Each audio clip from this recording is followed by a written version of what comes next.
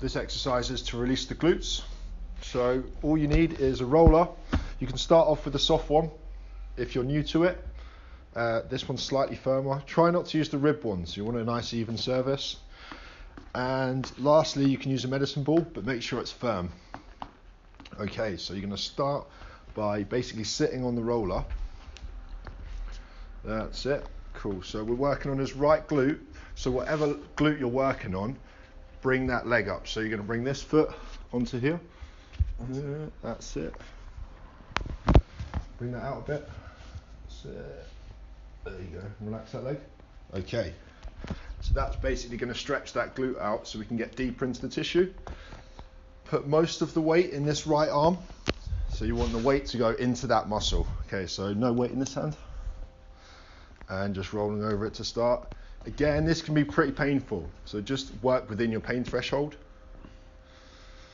Generally, the worst bit seems to be slightly higher up, almost your lower back.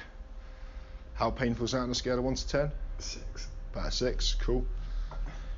Try not to get to a 9 or a 10 on the pain threshold scale. It's not really necessary. Use a softer instrument, I guess, like a softer roller to start out with. Okay, so do the first bit for 30 seconds to a minute, depending on how sore it is.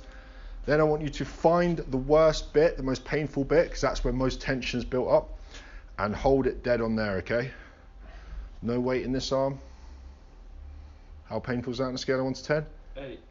8, that's pretty much perfect. You don't want to work any harder than that.